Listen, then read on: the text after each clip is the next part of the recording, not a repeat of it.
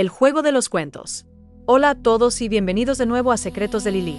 Soy su anfitrión y estoy emocionada de sumergirlos en un universo de sabiduría y autodescubrimiento con este episodio especial, dedicado al maestro de la terapia narrativa, Jorge Bucay. Hoy, no solo exploraremos el juego de los cuentos, sino que también desgranaremos el poder de 26 de sus cuentos más esenciales para pensar. Esta no es solo una escucha, es una sesión de terapia intensiva envuelta en narraciones mágicas. La magia de la educación emocional. ¿Sientes que hay partes de tu vida o de tu historia que siguen doliendo? Los cuentos de Bucay son herramientas de educación emocional pura. Cada historia funciona como un espejo que te obliga, de la mejor manera, a mirar hacia adentro. Te motivaremos a usar estas metáforas como un atajo para comprender tus propios conflictos, motivaciones y, sobre todo, para encontrar tus propias respuestas. Sanando a tu niño interior. Muchos de nuestros problemas de adultos tienen su raíz en heridas que arrastramos desde la infancia. En este episodio, utilizaremos la sencillez y profundidad de los relatos de Bucay para llegar directamente a ese niño interior que necesita ser visto y sanado. Descubrirás que el camino para convertirte en el adulto que deseas ser empieza por darle la mano a ese pequeño que fuiste. Prepárense para escuchar historias que duelen, pero que, inevitablemente, curan. Copyright Streamla. El juego. La vida infantil no puede concebirse sin juego. El juego es una realidad que acompaña al hombre desde que éste existe. Jugar es la principal actividad de la infancia y responde a la necesidad de los niños y niñas de mirar, tocar, curiosear, experimentar, inventar, expresar, comunicar, soñar. En una palabra, actuar libremente con su propio cuerpo y hacer suyo el mundo que los rodea.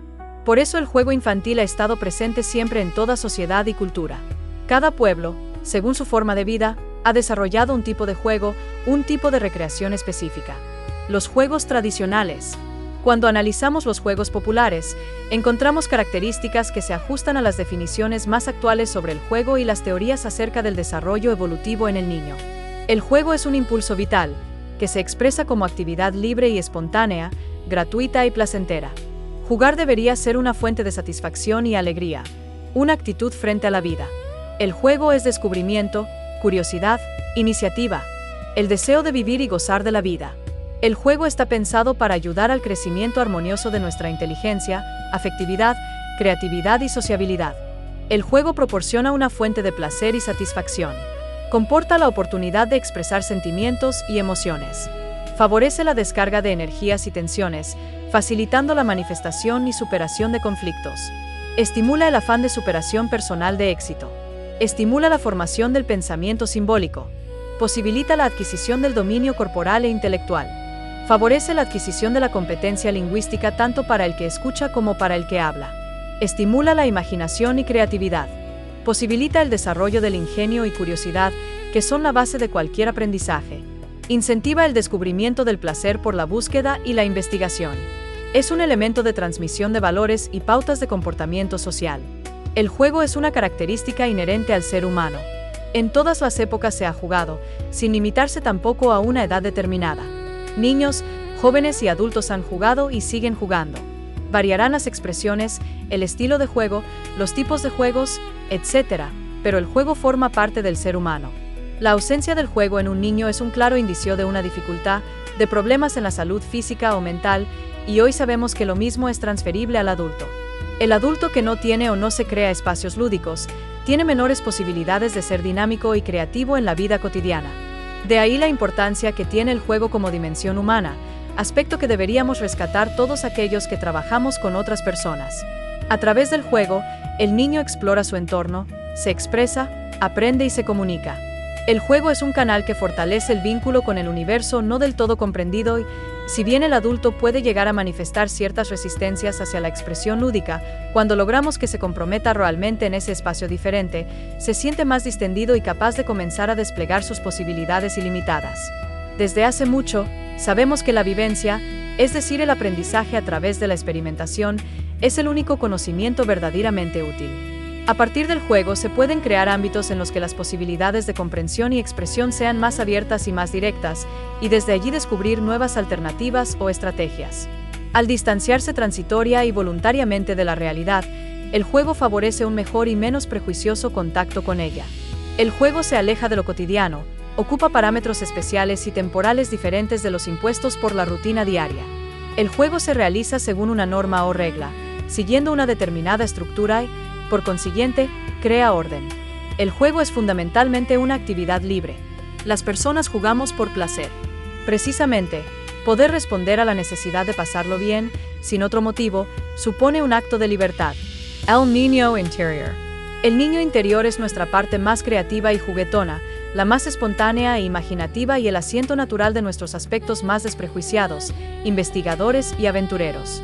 Confiado por naturaleza, ese niño interno no tiene dobleces ni segundas intenciones, básicamente se halla muy ocupado viviendo la vida y haciendo lo que le proporciona alegría.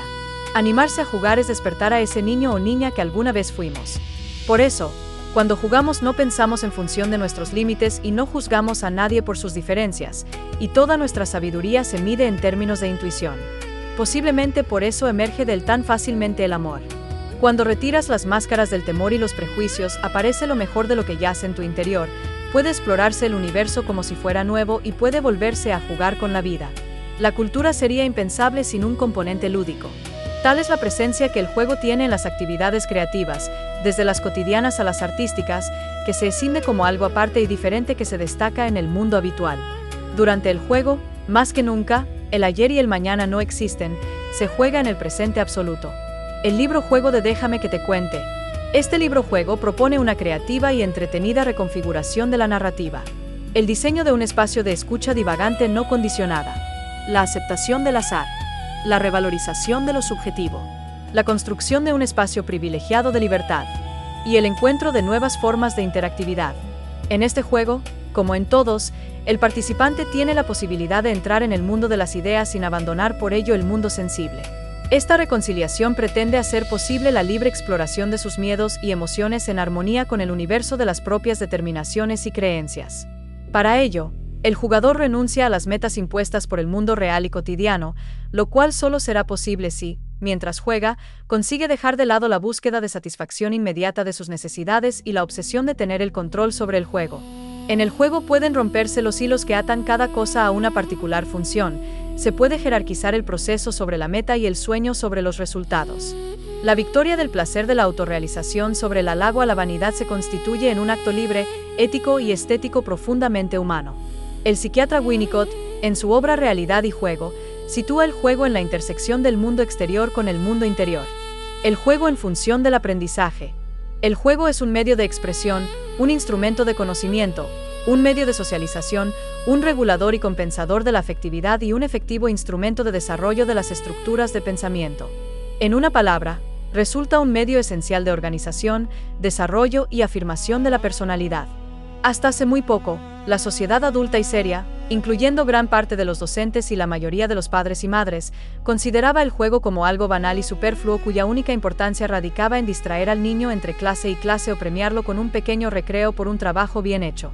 Dichos del estilo de deja ya de jugar, se acabó el juego o cuando termines la tarea podrás jugar, siempre estuvieron en el catálogo de las frases de los padres. En la actualidad, el juego no solo está aceptado, sino recomendado como elemento educativo y formativo de máxima importancia. Teorías del juego. Piaget y Chateau definen el juego como una acción libre considerada ficticia situada al margen de la vida real, pero capaz de absorber al individuo que juega. El juego tradicionalmente prepara para lo que está por llegar. Gross dice que el juego es un ejercicio previo y Stern agrega que el juego opera como una predicción anticipada, y por eso se le confiere en algunas culturas el valor de un pronóstico. El juego es una forma de asimilación de lo real al yo Piaget. Preparación para la vida adulta Gross. Ensayar, fijar y conservar los nuevos hábitos adquiridos Piaget. Reducir las tensiones y defenderse de las frustraciones Freud. Liberarse de la energía sobrante Spencer. Aprendizaje y crecimiento armónico Froebel y de Crowley. El juego supone cierto tipo de actividad especial que pone en entredicho las propias facultades y limitaciones, ayuda a asimilar lo real y a adaptarse al medio, según convenga a los deseos del jugador. Todo aquello que se adquiere por medio del juego es potencialmente transferible a otras conductas no lúdicas. Jugar es la forma más natural y eficaz de desenvolver el potencial físico, moral y mental, así como de desvelar y definir la individualidad de la persona. En este sentido, un juego de entrenamiento puede ayudar al individuo a adquirir habilidades cada vez más difíciles, descartando hábitos inoperantes. Como espacio de juego, Estos CD y este libro-juego integran un sistema complejo, en principio desordenado, caótico, dinámico y no lineal, que incita al jugador a la apertura al cambio, a la transformación y al crecimiento. Cuando el juego absorbe por completo al jugador regido por sus propias leyes, este se somete a las reglas sin perder la conciencia de estar en un mundo sumergido en la representación, se mete en el como si del juego. Este libro-juego propone uno de esos mundos alejados de lo útil y de lo serio que impera en el mundo productivo. Esta transformación es posible porque el diseño del juego ofrece la flexibilidad necesaria para la experiencia participativa del lector. La dialéctica entre las reglas, el diseño, abierto y sensible a cada interpretación y la cuota de azar que puede agregarse y el juego sostiene intenta imitar la combinación de la vida real. Lejos de ignorar toda la subjetividad que agregará el jugador, el autor nos reclama desde el principio la absoluta necesidad que tiene el juego de una colaboración activa, consciente, creadora. Lo que se pide no es que reciba un mundo completamente preconcebido, acabado, pleno, cerrado sobre sí mismo, sino que participe por el contrario en una creación, que invente a su vez el juego y reinvente si lo desea su propia vida. Este juego no permite espectadores sino jugadores, porque solo quien juega hace posible la realización del juego. En este sentido, el audiojuego exige la cooperación activa del receptor en la construcción del sentido. Las funciones del autor y del jugador se complementan. El autor, como diseñador consciente de las estructuras de texto y del sonido de los cuentos, propone una serie de estrategias que invitan a jugar, a participar activamente de la obra. El jugador, como creador, sin cuya activa participación el juego no sucede. Reglas de juego. La primera gran diferencia entre un juego y el mundo real está definida principalmente a partir de la existencia de ciertas reglas específicas de cada juego. Reglas pactadas oralmente entre los jugadores o reglas preestablecidas por el reglamento del juego. Son estas reglas las que, sumadas al mágico mundo de lo imaginario, instalan a los jugadores en un espacio diferente, donde se abren nuevas posibilidades y respuestas alternativas a las de la vida cotidiana. La lectura que hacemos de un juego, más allá de nuestra orientación teórica, nunca puede ser literal. Las reglas de juego señalan un claro límite entre el espacio real y el de la ficción. En el espacio lúdico de un juego de tablero, las reglas del juego nos señalan las posibilidades de avanzar, retroceder o comerse al adversario. En un juego de mayor carácter simbólico, como podría ser este, el espacio se transforma, asumiendo características insospechadas, donde lo grande se hace pequeño y viceversa. En el espacio lúdico, las dimensiones son otras, y la fantasía transforma los objetos más vulgares en fantásticos. El tiempo también se transforma, un tiempo eterno en cada jugador. Las reglas, más que limitar el juego, lo posibilitan y paradójicamente lo transforman en una experiencia liberadora. La libertad es un punto fundamental en relación al juego. Cada jugador elige cuándo jugar, con quién jugar y en qué momento salir del juego. No se puede obligar a nadie a jugar, ni a jugar de una determinada manera. La libertad también se expresa en el tema que se elige, los roles que cada uno asume, el compromiso que elige para jugar, las estrategias que adopta y los límites que se autoimpone. Este audio propone simplemente la inclusión de un juego en el contexto de la búsqueda de crecimiento personal. Y aun cuando esto pueda ser traducido por muchos como una propuesta terapéutica, este audio no es ni pretende ser una terapia. Cualquier grupo de personas bien intencionadas y comprometidas podrían lograr un ambiente que maximizase los aspectos terapéuticos del jugar, sin que por ello se consiga transformar el encuentro en una sesión de terapia de juego. Así como la sola utilización de palabras psicológicas o una sesuda explicación de la conducta no implica una terapia, tampoco la propuesta de jugar es ludoterapia.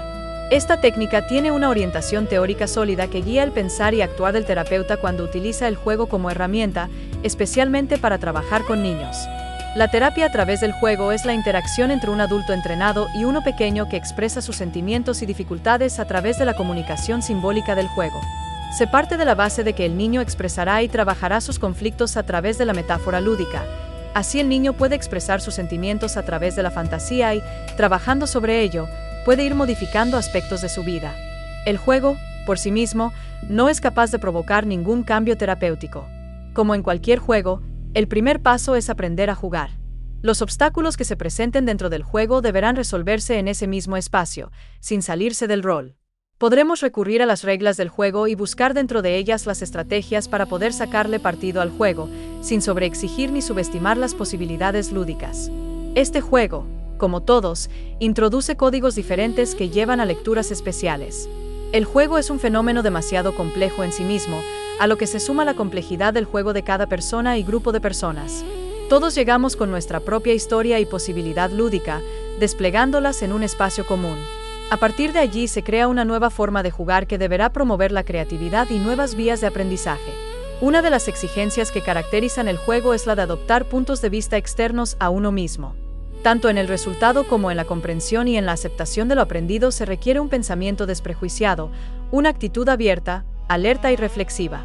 Las actividades deben fomentar descubrimientos nuevos y estimulantes acerca de las posibilidades del juego y la oportunidad de quien juega de desarrollar su capacidad de ser original y creativo. No hace falta recalcar que la creatividad no puede estar ausente en un proceso educativo. Los juegos de desarrollo, como este, no pueden ser excesivamente estructurados porque un juego rígido, reglado excesivamente y muy determinado no ofrece margen a la imaginación de los participantes. No dejamos de jugar porque envejecemos, sino que envejecemos porque dejamos de jugar. El libro juego. Algunos meses después de la publicación de la primera edición de Recuentos para Demián, el título en Argentina de Déjame que te cuente, mis pacientes de entonces me contaron que solían utilizar el libro como una forma de dialogar conmigo cuando no estábamos juntos. En sus vacaciones, o en las mías, varios buscaron en sus páginas los cuentos que en la consulta yo les había contado o volvían a algún relato que les había impactado, cada vez que se encontraban en una situación similar. Otras veces me contaron, posiblemente motivados por el contenido del cuento del párroco y el capítulo 18, que simplemente abrían el libro al azar, dejando que el destino, la suerte o alguna fuerza desconocida guiara sus ojos al párrafo adecuado en ese momento. Mucho después, me enteré de que este juego fue reinventado y recreado por lectores de ese y otros de mis libros de cuentos en casi todos los países donde mis libros se editaron. Seducido por la magia de jugar, me permití la lúdica actitud de pensar en un problema, en una preocupación o en una situación y dejar que la casualidad guiara mis manos a uno de los cuentos. No era una novedad para mí la plasticidad y la multiplicidad del poder de los cuentos, pero no deja de sorprenderme hoy que con poco o ningún esfuerzo cada cuento podría llevar un mensaje a casi cada situación.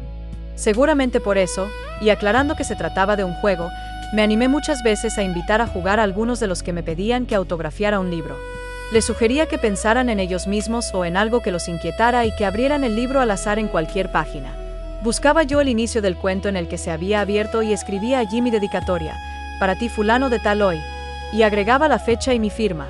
Al encanto mágico del juego se sumaba la fascinación de los cuentos y mi premio retornaba de inmediato en la sonrisa y la gratitud de quien recibía ese simple regalo inesperado, un cuento personalizado que el azar y el autor les habían dedicado. Pero los cuentos han nacido para ser contados mucho más que para ser leídos. Entonces me propuse una travesura. Aprovechar la salida de este audiolibro para crear un audiojuego, un juego libro audible o como se llame. Me ocupé de revisar todos los cuentos del libro y de grabarlos exprofeso separados del resto del texto. Clasifiqué, separé y medí el significado más evidente y más escondido de cada cuento. Me dediqué a ordenarlos por temáticas, por recursos o por asociaciones. Y finalmente, durante estos últimos meses, a jugar a inventar un juego. Una pequeña actividad, nada solemne ni seria, que nos permita encontrar un cuento para cada situación de nuestra vida y un mecanismo para escucharlo a través de un CD. No querría que nadie diera a esta travesura ningún valor que no fuera el de un juego. No quiero ni creo que haya nada de esotérico ni de revelador en esta idea un poco loca.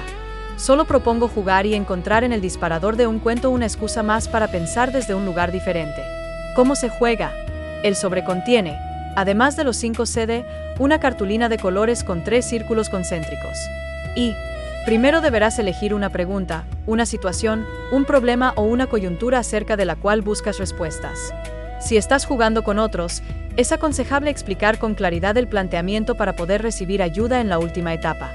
2. ¿En qué polaridad transcurre el problema? ¿Con qué concepto se relaciona la situación? ¿En qué área de este espectro deberíamos encontrar la respuesta? Este segundo paso es quizás el más difícil. Deberemos elegir una de las 6 polaridades que el círculo exterior nos ofrece.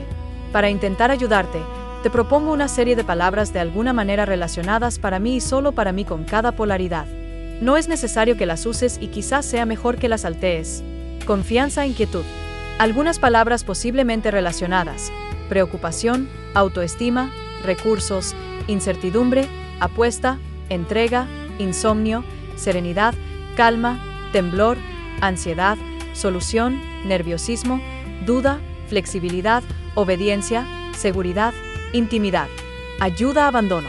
Algunas palabras posiblemente relacionadas: previsión, egoísmo, Pienso en mí o en los demás, soledad, rechazo, aislarse, apoyo, codicia, cuidado paternal o maternal, defensa, perdonar, adopción, protección, atender, sostener, humildad. Sentimiento, razón. Algunas palabras posiblemente relacionadas.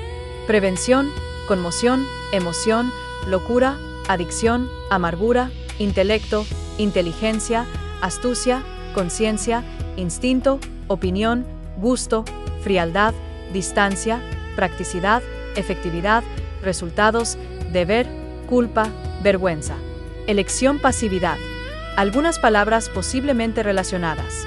Acción, trabajo, obligación, proeza, misión, decisión, movimiento, despreocupación, abandono, iniciativa, fe, excitación, decisión, lucha, dejarse llevar, manipulación, intento, riesgo, impulso, inercia, intentar, indiferencia, desinterés. Perseverancia, resignación. Algunas palabras posiblemente relacionadas. Impaciencia, intranquilidad, fuerza, calma, obsesión, paciencia, conformidad, sufrimiento, aceptación, trabajo, esfuerzo, comodidad, constancia, firmeza, apego, terquedad, inconstancia, tolerancia, aceptación, paz. Libertad, dependencia. Algunas palabras posiblemente relacionadas. Obediencia, rebeldía, intransigencia, normas, rescate, voluntad, enfrentamiento, permiso, sinceridad, coraje, caos, esclavitud, sometimiento, temor a la crítica, limitación, atrapado, inferioridad, apego, atadura, unión, cadena, unión. 3. El siguiente paso es identificar el tipo de vivencia que este interrogante evoca en el jugador. El tema está relacionado con algo que alguien o yo vive como un obstáculo. Se trata de un episodio que conecta con la pena o el dolor. Implica un aprendizaje o la cosecha de un beneficio. Se trata de una cuestión de motivaciones, de ganas o de propósitos. Nos plantea decisiones relativas a nuestra escala de valores o la de otros. O nos conecta lisa y llanamente con un miedo, propio o ajeno. 4. Para terminar la tarea deberás elegir en el círculo central un lugar donde situarías esta cuestión simbólicamente. ¿La pondrías por encima de ti? ¿Por debajo? ¿Por delante? ¿Detrás de ti? ¿Fuera de ti? ¿Dentro de ti? Todas las elecciones son obviamente subjetivas y esta última más todavía, pero suponemos que este es el mayor encanto del juego. Podría suceder que consultaras el CD por el mismo problema 2 o 3 veces y siempre te diera una respuesta distinta, porque definirás el tema en polaridades diferentes, evocarás distintas vivencias o los pondrás en otros lugares. En los círculos concéntricos, deberás encolumnar frente a ti las opciones elegidas en los pasos 2, 3 y 4. Como cada opción lleva una cifra, quedará configurado un número de 3 cifras que deberás leer de afuera hacia adentro, es decir, la primera cifra es la de la polaridad elegida. Busca ese número en la tabla de conversiones de las páginas 10 a 15 para encontrar el número de CD y la pista a la cual recurrir. 7. Tómate unos minutos y busca la pista resultante. Escucha el cuento que el juego tiene para ti como respuesta. 8. Imagina que este cuento te llega de la mano de una especie de sabio interno. Imagina que trae un mensaje especial y personal para ti. Si quieres, ¿por qué no ibas a querer? Explica a los otros lo que significa para ti o pídeles ayuda para desentrañar el significado de la historia. 26 cuentos de Jorge Bucay para pensar. ¿Cómo crecer? Un rey fue hasta su jardín y descubrió que sus árboles, arbustos y flores se estaban muriendo. El roble le dijo que se moría porque no podía ser tan alto como el pino. Volviéndose al pino, lo halló caído porque no podía dar uvas como la vid. Y la vid se moría porque no podía florecer como la rosa. La rosa lloraba porque no podía ser alta y sólida como el roble. Entonces encontró una planta, una fresa, floreciendo y más fresca que nunca. El rey preguntó: ¿cómo es que crece saludable en medio de este jardín mustio y sombrío? No lo sé. Quizás sea porque siempre supuse que cuando me plantaste, querías fresas. Si hubieras querido un roble o una rosa, los habrías plantado. En aquel momento me dije: intentaré ser fresa de la mejor manera que pueda. Ahora es tu turno. Estás aquí para contribuir con tu fragancia. Simplemente mírate a ti mismo. No hay posibilidad de que seas otra persona. Podés disfrutarlo y florecer regado con tu propio amor por vos, o podés marchitarte en tu propia condena. Anna Marsa Voller. Y cuando se hizo grande, su padre le dijo: hijo mío, No todos nacen con alas. Y si bien es cierto que no tienes obligación de volar, opino que sería penoso que te limitaras a caminar teniendo las alas que el buen Dios te ha dado. Pero yo no sé volar, contestó el hijo. Ven, dijo el padre. Lo tomó de la mano y caminando lo llevó al borde del abismo en la montaña. ¿Ves, hijo? Este es el vacío. Cuando quieras podrás volar. Solo debes pararte aquí, respirar profundo, y saltar al abismo. Una vez en el aire extenderás las alas y volarás. El hijo dudó. ¿Y si me caigo? Aunque te caigas no morirás, solo algunos machucones que harán más fuerte para el siguiente intento, contestó el padre. El hijo volvió al pueblo, a sus amigos, a sus pares, a sus compañeros con los que había caminado toda su vida. Los más pequeños de mente dijeron: ¿Estás loco? ¿Para qué? Tu padre está delirando. ¿Qué vas a buscar volando? ¿Por qué no te dejas de pavadas? Y además, ¿quién necesita? Los más lúcidos también sentían miedo. ¿Será cierto? No será peligroso. ¿Por qué no empiezas despacio? En todo caso, prueba tirarte desde una escalera. O desde la copa de un árbol, pero, ¿desde la cima? El joven escuchó el consejo de quienes lo querían. Subió a la copa de un árbol y con coraje saltó. Desplegó sus alas. Las agitó en el aire con todas sus fuerzas, pero igual, se precipitó a tierra. Con un gran chichón en la frente se cruzó con su padre. ¿No motiste? No puedo volar. Probé, y mira el golpe que me di. No soy como tú. Misola Sundo Adorno. Loricrio.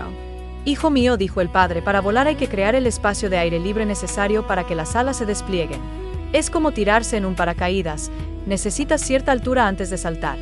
Para aprender a volar siempre hay que empezar corriendo un riesgo. Si uno quiere correr riesgos, lo mejor será resignarse y seguir caminando como siempre. El buscador. Esta es la historia de un hombre al que yo definiría como buscador. Un buscador es alguien que busca. No necesariamente es alguien que encuentra.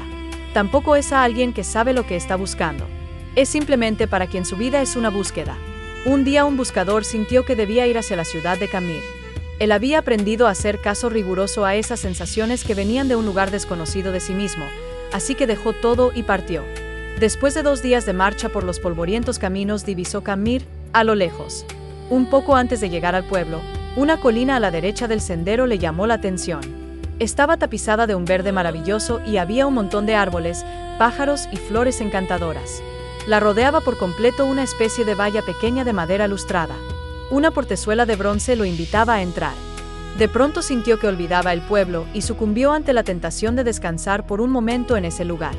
El buscador traspasó el portal y empezó a caminar lentamente entre las piedras blancas que estaban distribuidas como al azar entre los árboles. Dejó que sus ojos eran los de un buscador. Quizá por eso descubrió, sobre una de las piedras, aquella inscripción.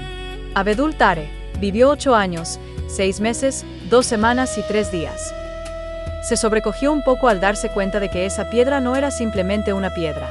Era una lápida. Sintió pena al pensar que un niño de tan corta edad estaba enterrado en ese lugar. Mirando a su alrededor, el hombre se dio cuenta de que la piedra de al lado también tenía una inscripción. Se acercó a leerla, decía Yamar Khalid, vivió 5 años, 8 meses y 3 semanas. El buscador se sintió terriblemente conmocionado. Este hermoso lugar era un cementerio y cada piedra una lápida. Todas tenían inscripciones similares, un nombre y el tiempo de vida exacto del muerto, pero lo que lo contactó con el espanto fue comprobar que, el que más tiempo había vivido, apenas sobrepasaba 11 años. Embargado por un dolor terrible, se sentó y se puso a llorar. El cuidador del cementerio pasaba por ahí y se acercó, lo miró llorar por un rato en silencio y luego le preguntó si lloraba por algún familiar. No, ningún familiar, dijo el buscador. ¿Qué pasa con este pueblo? ¿Qué cosa tan terrible hay en esta ciudad? ¿Por qué tantos niños muertos enterrados en este lugar? ¿Cuál es la horrible maldición que pesa sobre esta gente, que lo ha obligado a construir un cementerio de chicos? El anciano sonrió y dijo: «Puede usted serenarse, no hay tal maldición, lo que pasa es que aquí tenemos una vieja costumbre. Le contaré, cuando un joven cumple 15 años, sus padres le regalan una libreta, como esta que tengo aquí, colgando del cuello, y es tradición entre nosotros que, a partir de allí, cada vez que uno disfruta intensamente de algo, abre la libreta y anota en ella, a la izquierda que fue lo disfrutado, a la derecha, cuánto tiempo duró ese gozo. ¿Conoció a su novia y se enamoró de ella? ¿Cuánto tiempo duró esa pasión enorme y el placer de conocerla? 1 semana, 2, 3 semanas y media. Y después, la emoción del primer beso. ¿Cuánto duró? el minuto y medio del beso, 2 días, una semana, y el embarazo o el nacimiento del primer hijo, y el casamiento de los amigos, y el viaje más deseado, y el encuentro con el hermano que vuelve de un país lejano.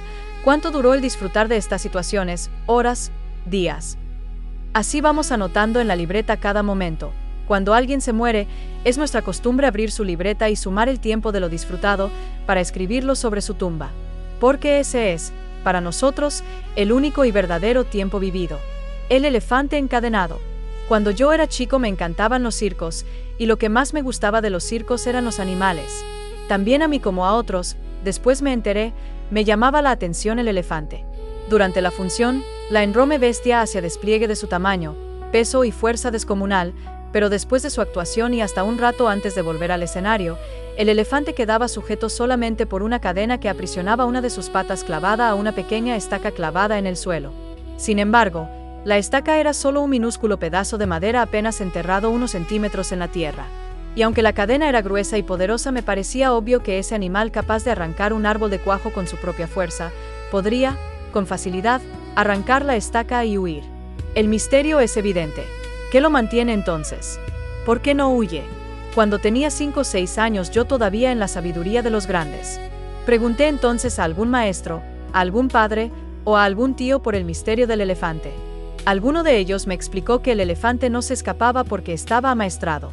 Hice entonces la pregunta obvia: si está amaestrado, ¿por qué lo encadenan?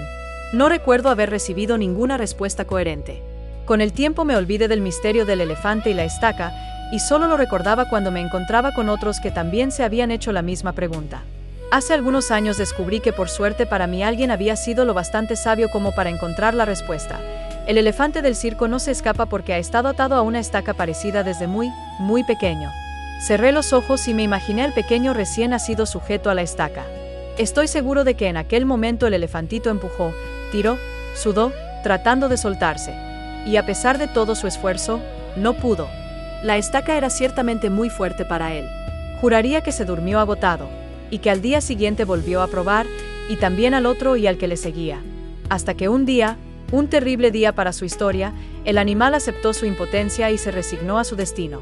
Este elefante enorme y poderoso, que vemos en el circo, no se escapa porque cree pobre que no puede. Él tiene registro y recuerdo de su impotencia, de aquella impotencia que sintió poco después de nacer. Y lo peor es que jamás se ha vuelto a cuestionar seriamente ese registro. Jamás, jamás, intentó poner a prueba su fuerza otra vez. El oso. Esta historia habla de un sastre, un zar y su oso. Un día el zar descubrió que uno de los botones de su chaqueta preferida se había caído. El zar era caprichoso, autoritario y cruel. Cruel como todos los que enmarañan por demasiado tiempo en el poder. Así que, furioso por la ausencia del botón, mandó a buscar a su sastre y ordenó que a la mañana siguiente fuera decapitado por el hacha del verdugo. Nadie contradecía al emperador de todas las Rusias, así que la guardia fue hasta la casa del sastre y arrancándolo de entre los brazos de su familia lo llevó a la mazmorra del palacio para esperar allí su muerte. Cuando cayó el sol, un guardiacárcel le llevó al sastre la última cena. El sastre revolvió el plato de comida con la cuchara y mirando al guardiacárcel dijo: «Pobre del zar». El guardiacárcel no pudo evitar reírse. «Pobre del zar», dijo, «pobre de ti, tu cabeza quedará separada de tu cuerpo unos cuantos metros mañana a la mañana». Sí, lo sé, pero mañana en la mañana el zar perderá mucho más que un sastre. El zar perderá la posibilidad de que su oso, la cosa que más quiere en el mundo, su propio oso, aprenda a hablar. ¿Tú sabes enseñarle a hablar a los osos?, preguntó el guardiacárcel sorprendido. Un viejo secreto familiar, dijo el sastre. Deseoso de ganarse los favores del zar, el pobre guardia corrió a contarle al soberano su descubrimiento. El sastre sabía enseñarle a hablar a los osos. El zar se sintió encantado. Mandó rápidamente a buscar al sastre y le ordenó: «Enséñale a mi oso a hablar, nuestro gustaría complaceros, pero la verdad es que enseñar a hablar a un oso es una ardua tarea y lleva tiempo, y lamentablemente, tiempo es lo que menos tengo». El zar hizo un silencio, y preguntó: «¿Cuánto tiempo llevaría el aprendizaje?». «Bueno, depende de la inteligencia del oso», dijo el sastre. «El oso es muy inteligente», interrumpió el zar. «De hecho, es el oso más inteligente de todos los osos de Rusia». «Bueno», musitó el sastre, «si el oso es inteligente y siente deseos de aprender, yo creo que el aprendizaje duraría no menos de 2 años». El zar pensó un momento y luego ordenó: «Bien, tu pena será suspendida por 2 años, Mientras tanto tú entrenarás al oso. Mañana empezarás. Alteza, dijo el sastre, si tú mandas al verdugo a ocuparse de mi cabeza, mañana estarán muerto, y mi familia se las ingeniará para poder sobrevivir. Pero si me conmutas la pena, yo tendré que dedicarle el tiempo a trabajar, no podré dedicarme a tu oso, debo mantener a mi familia. Eso no es problema, dijo el zar, a partir de hoy y durante 2 años tú y tu familia estarán bajo la protección real. Serán vestidos, alimentados y educados con el dinero de la corte y nada que necesiten o deseen les será negado. Pero, eso sí, si dentro de 2 años el oso no habla, te arrepentirás de haber pensado en esta propuesta. Rogarás haber sido muerto por el verdugo. ¿Entiendes, verdad? Sí, Alteza. Bien. Guardias, gritó el zar, que lleven al sastre a su casa en el carruaje de la corte, denle 2 bolsas de oro, comida y regalos para sus niños. Ya. Fuera. El sastre, en reverencia y caminando hacia atrás, comenzó a retirarse mientras musitaba agradecimientos. No olvides, le dijo el zar apuntándolo con el dedo a la frente, si en 2 años el oso no habla, Alteza. Cuando todos en la casa del sastre lloraban por la pérdida del padre de familia, el hombre pequeño apareció en la casa en el carruaje del zar, sonriente, eufórico y con regalos para todos. La esposa del sastre no cabía en su asombro. Su marido, que pocas horas antes había sido llevado al cadalso, volvía ahora, exitoso, acaudalado y exultante. Cuando estuvo a solas, el hombre le contó los hechos. «¿Estás loco?», chilló la mujer, «enseñar a hablar al oso del zar. Tú, que ni siquiera has visto un oso de cerca. ¿Estás loco? ¿Enseñar a hablar al oso?» «Loco, estás loco». «Calma, mujer, calma. Mira, me iban a cortar la cabeza mañana al amanecer. Ahora tengo 2 años. En 2 años pueden pasar tantas cosas en 2 años.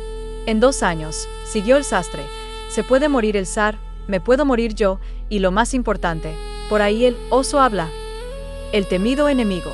La idea de este cuento llegó a mí escuchando un relato de Enrique Mariscal. Me permití, partir de allí, prolongar el cuento, transformarlo en otra historia con otro mensaje y otro sentido. Así como está ahora, se lo regalé una tarde a mi amigo Norby. Había una vez, en un reino muy lejano y perdido, un rey al que le gustaba sentirse poderoso.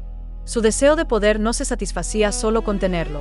Él necesitaba además que todos lo admiraran por ser poderoso, así como la madrastra de Blancanieves no le alcanzaba con verse bella, también él necesitaba mirarse en un espejo que le dijera lo poderoso que era. Él no tenía espejos mágicos, pero contaba con un montón de cortesanos y sirvientes a su alrededor a quienes preguntarle si él era el más poderoso del reino. Invariablemente todos le decían lo mismo. «Alteza, eres muy poderoso, pero tú sabes que el mago tiene un poder que nadie posee. Él conoce el futuro». En aquel tiempo, alquimistas, filósofos, pensadores, religiosos y místicos eran llamados genéricamente magos. El rey estaba muy celoso del mago del reino, pues aquel no solo tenía fama de ser un hombre muy bueno y generoso, sino que además el pueblo entero lo amaba, lo admiraba y festejaba que él existiera y viviera allí. No decían lo mismo del rey. Quizás porque necesitaba demostrar que era el quien mandaba, el rey no era justo, ni ecuánime, y mucho menos bondadoso. Un día, cansado de que la gente le contara lo poderoso y querido que era el mago, o motivado por esa mezcla de celos y temores que genera la envidia, el rey urdió un plan. Organizaría una gran fiesta a la cual invitaría al mago y después la cena, pediría la atención de todos. Llamaría al mago al centro del salón y delante de los cortesanos, le preguntaría si era cierto que sabía leer el futuro. El invitado tendría 2 posibilidades: decir que no, defraudando así la admiración de los demás, o decir que sí, confirmando el motivo de su fama.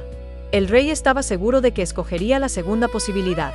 Entonces, le pediría que le dijera la fecha en la que el mago del reino iba a morir. Este daría una respuesta, un día cualquiera, no importaba cuál. En ese mismo momento, planeaba el rey sacar su espada y matarlo. Conseguiría con esto 2 cosas de un solo golpe. La primera, deshacerse de su enemigo para siempre. La segunda, demostrar que el mago no había podido adelantarse al futuro y que se había equivocado en su predicción. Se acabaría en una sola noche. El mago y el mito de sus poderes. Los preparativos se iniciaron enseguida, y muy pronto el día del festejo llegó, después de la gran cena. El rey hizo pasar al mago al centro y ante el silencio de todos le preguntó: ¿Es cierto que puedes leer el futuro? Un poco, dijo el mago. ¿Y puedes leer tu propio futuro?, preguntó el rey. Un poco, dijo el mago. Entonces quiero que me des una prueba, dijo el rey. ¿Qué día morirás? ¿Cuál es la fecha de tu muerte? El mago se sonrió, lo miró a los ojos y no contestó. ¿Qué pasa, mago?, dijo el rey sonriente. ¿No lo sabes? ¿No es cierto que puedes ver el futuro? No es eso, dijo el mago, pero lo que sé, no me animo a decírtelo. ¿Cómo que no te animas?, dijo el rey. Yo soy tu soberano y te ordeno que me lo digas. Debes darte cuenta de que es muy importante para el reino saber cuándo perdemos a sus personajes más eminentes. Contéstame pues, ¿cuándo morirá el mago del reino? Luego de un tenso silencio, el mago lo miró y dijo: no puedo precisarte la fecha, pero sé que el mago morirá exactamente un día antes que el rey. Durante unos instantes, el tiempo se congeló. Un murmullo corrió por entre los invitados. El rey siempre había dicho que no creía en los magos ni en las adivinaciones, pero lo cierto es que no se animó a matar al mago. Lentamente el soberano bajó los brazos y se quedó en silencio. Los pensamientos se agolpaban en su cabeza. Se dio cuenta de que se había equivocado. Su odio había sido el peor consejero. Alteza, te has puesto peligro. ¿Qué te sucede?, preguntó el invitado. Me siento mal, contestó el monarca. Voy a ir a mi cuarto. Te agradezco que hayas venido. Y con un gesto confuso giró en silencio encaminándose a sus habitaciones. El mago era astuto. Había dado la única respuesta que evitaría su muerte. ¿Habría leído su mente? La predicción no podía ser cierta. ¿Y si lo fuera? Estaba aturdido. Se le ocurrió que sería trágico que le pasara algo al mago camino a su casa. El rey volvió sobre sus pasos y dijo en voz alta: Mago, eres famoso en el reino por tu sabiduría. Te ruego que pases esta noche en el palacio, pues debo consultarte por la mañana sobre algunas decisiones reales. Majestad. Será un gran honor, dijo el invitado con una reverencia. El rey dio órdenes a sus guardias personales para que acompañaran al mago hasta las habitaciones de huéspedes en el palacio y para que custodiasen su puerta asegurándose de que nada pasara. Esa noche el soberano no pudo conciliar el sueño. Estuvo muy inquieto pensando qué pasaría si el mago le hubiera caído mal la comida, o si se hubiera hecho daño accidentalmente durante la noche, o si, simplemente, le hubiera llegado su hora. Bien temprano en la mañana el rey golpeó en las habitaciones de su invitado. Él nunca en su vida había pensado en consultar ninguna de sus decisiones, pero esta vez, en cuanto el mago lo recibió, hizo la pregunta. Necesitaba una excusa.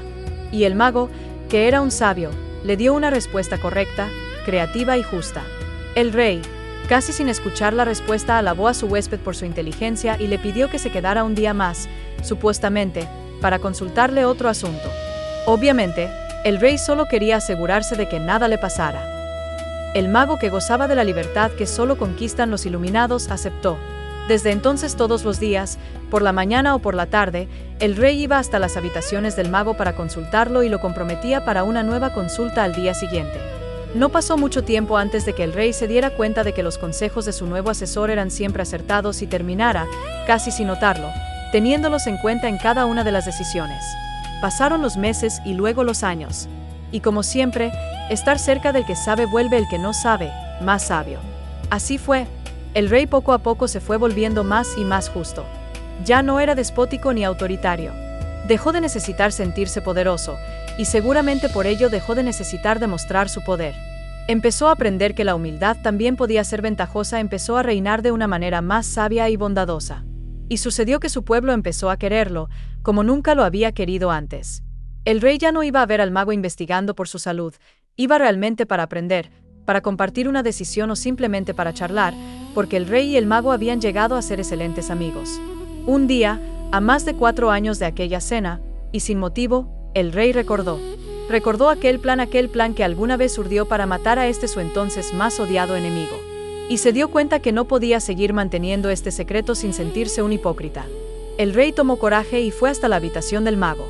Golpeó la puerta y apenas entró le dijo: «Hermano, tengo algo que contarte que me oprime el pecho. Dime», dijo el mago, «y alivia tu corazón. Aquella noche, cuando te invité a cenar y te pregunté sobre tu muerte, yo no quería en realidad saber sobre tu futuro. Planeaba matarte y frente a cualquier cosa que me dijeras, porque quería que tu muerte inesperada desmitificara para siempre tu fama de adivino. Te odiaba porque todos te amaban. Estoy tan avergonzado. Aquella noche no me animé a matarte y ahora que somos amigos, y más que amigos, hermanos, me aterra pensar lo que hubiera perdido si lo hubiese hecho. Hoy he sentido que no puedo seguir ocultándote mi infamia. Necesité decirte todo esto para que tú me perdones o me desprecies, pero sin ocultamientos». El mago lo miró y le dijo: Has tardado mucho tiempo en poder decírmelo. Pero de todas maneras, me alegra que lo hayas hecho, porque esto es lo único que me permitirá decirte que ya lo sabía. Cuando me hiciste la pregunta y bajaste tu mano sobre el puño de tu espada, fue tan clara tu intención, que no hacía falta adivino para darse cuenta de lo que pensabas hacer. El mago sonrió y puso su mano en el hombro del rey. Como justo pago a tu sinceridad, debo decirte que yo también te mentí. Te confieso hoy que inventé esa absurda historia de mi muerte antes de la tuya para darte una lección. Una lección que recién hoy estás en condiciones de aprender, quizás la más importante cosa que yo te haya enseñado nunca. Vamos por el mundo odiando y rechazando aspectos de los otros y hasta de nosotros mismos que creemos despreciables, amenazantes o inútiles, y sin embargo, si nos damos tiempo, terminaremos dándonos cuenta de lo mucho que nos costaría vivir sin aquellas cosas que en un momento rechazamos. Tu muerte, querido amigo, llegará justo el día de tu muerte, y ni un minuto antes. Es importante que sepas que yo estoy viejo, y que mi día seguramente se acerca. No hay ninguna razón para pensar que tu partida deba estar atada a la mía. Son nuestras vidas las que se han ligado, no nuestras muertes. El rey y el mago se abrazaron y festejaron brindando por la confianza que cada uno sentía en esta relación que habían sabido construir juntos. Cuenta la leyenda que misteriosamente, esa misma noche, el mago murió durante el sueño. El rey se enteró de la mala noticia a la mañana siguiente y se sintió desolado. No estaba angustiado por la idea de su propia muerte. Había aprendido del mago a desapegarse hasta de su permanencia en el mundo. Estaba triste, simplemente por la muerte de su amigo. Qué coincidencia extraña había hecho que el rey pudiera contarle esto al mago justo la noche anterior a su muerte. Tal vez de alguna manera desconocida el mago había hecho que él pudiera decirle esto para quitarle su fantasía de morirse un día después. Un último acto de amor para librarlo de sus temores de otros tiempos. Cuentan que el rey se levantó y que con sus propias manos cavó en el jardín, bajo su ventana, una tumba para su amigo, el mago. Enterró allí su cuerpo y el resto del día se quedó al lado del montículo de tierra, llorando como se llora ante la pérdida de los seres queridos. Y recién entrada la noche, el rey volvió a su habitación. Cuenta la leyenda que esa misma noche, 24 horas después de la muerte del mago, el rey murió en su lecho mientras dormía, quizás de casualidad, quizás de dolor, quizás para confirmar la última enseñanza del maestro. La alegoría del carruaje. Un día de octubre, una voz familiar en el teléfono me dice: salí a la calle que hay un regalo para vos. Entusiasmado, salgo a la vereda y me encuentro con el regalo. Es un precioso carruaje estacionado justo frente a la puerta de mi casa. Es de madera de nogal lustrada, tiene herrajes de bronce y lámparas de cerámica blanca, todo muy fino, muy elegante, muy chic. Abro la portezuela de la cabina y subo. Un gran asiento semicircular forrado en pana bordó y unos visillos de encaje blanco le dan un toque de realeza al cubículo. Me siento y me doy cuenta que todo está diseñado exclusivamente para mí.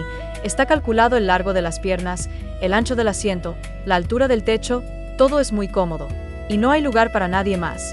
Entonces miro por la ventana y veo el paisaje. De un lado el frente de mi casa, del otro el frente de la casa de mi vecino, y digo: ¡qué bárbaro este regalo! ¡Qué bien! ¡Qué lindo! Y me quedo un rato disfrutando de esa sensación. Al rato empiezo a aburrirme. Lo que se ve por la ventana es siempre lo mismo. Me pregunto, ¿cuánto tiempo uno puede ver las mismas cosas? Y empiezo a convencerme de que el regalo que me hicieron no sirve para nada. De eso me ando quejando en voz alta cuando pasa mi vecino que me dice, como adivinándome: ¿no te das cuenta que a este carruaje le falta algo? Yo pongo cara de que le falta mientras miro las alfombras y los tapizados. Le faltan los caballos, me dice antes de que llegue a preguntarle. Por eso veo siempre lo mismo, pienso, por eso me parece aburrido. ¿Cierto?, digo yo. Entonces voy hasta el corralón de la estación y le ato 2 caballos al carruaje. Me subo otra vez y desde adentro les grito: ¡yay! El paisaje se vuelve maravilloso, extraordinario, cambia permanentemente y eso me sorprende. Sin embargo, al poco tiempo empiezo a sentir cierta vibración en el carruaje y a ver el comienzo de una rajadura en uno de los laterales. Son los caballos que me conducen por caminos terribles. Agarran todos los pozos, se suben a las veredas, me llevan por barrios peligrosos. Me doy cuenta que yo no tengo ningún control de nada, los caballos me arrastran a donde ellos quieren. Al principio, ese derrotero era muy lindo, pero al final siento que es muy peligroso. Comienzo a asustarme y a darme cuenta que esto tampoco sirve. En ese momento veo a mi vecino que pasa por ahí cerca, en su auto. Lo insulto. ¿Qué me hizo? Me grita: guión, te falta el cochero. Ah, digo yo. Con gran dificultad y con su ayuda, sofreno los caballos y decido contratar un cochero. A los pocos días asume funciones. Es un hombre formal y circunspecto con cara de poco humor y mucho conocimiento.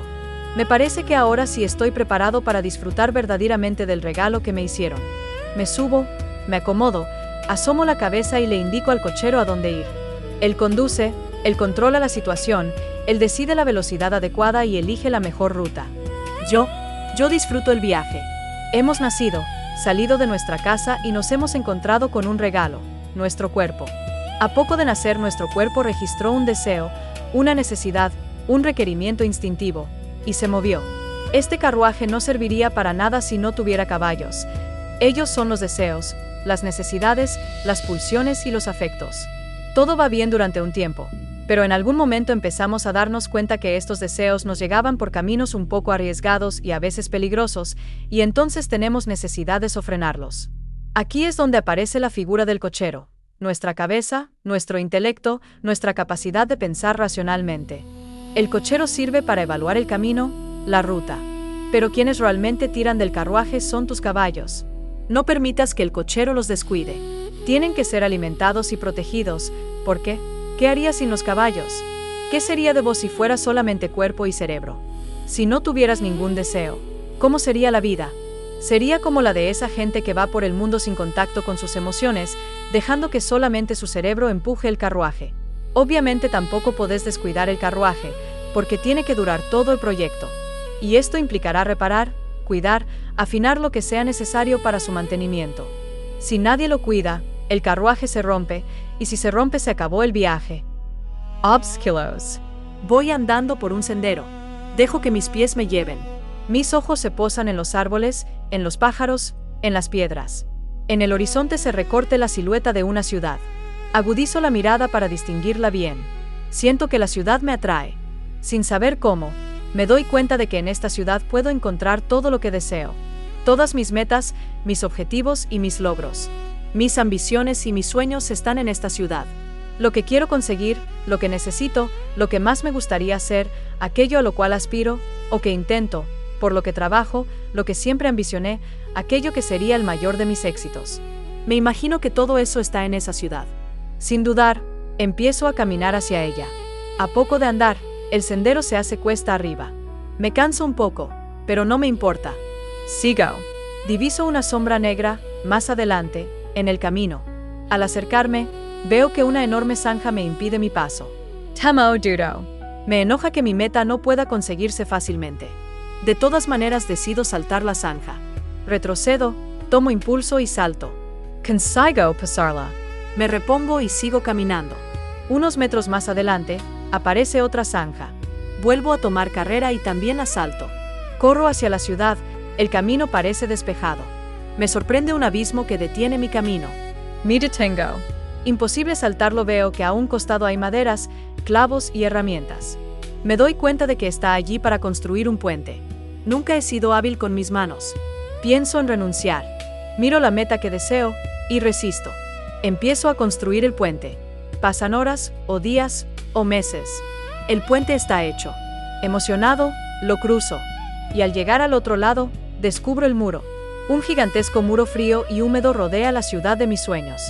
Me siento abatido. Busco la manera de esquivarlo. No hay caso. Debo escalarlo. La ciudad está tan cerca. No dejaré que el muro impida mi paso. Me propongo trepar. Descanso unos minutos y tomo aire. De pronto veo, a un costado del camino, un niño que me mira como si me conociera. Me sonríe con complicidad. Me recuerda a mí mismo, cuando era niño. Quizás por eso, me animo a expresar en voz alta mi queja. ¿Por qué tantos obstáculos entre mi objetivo y yo? El niño se encoge de hombros y me contesta.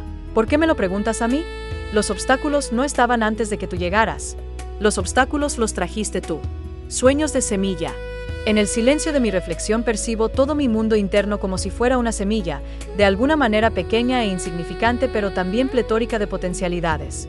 Y veo en sus entrañas el germen de un árbol magnífico, el árbol de mi propia vida en proceso de desarrollo.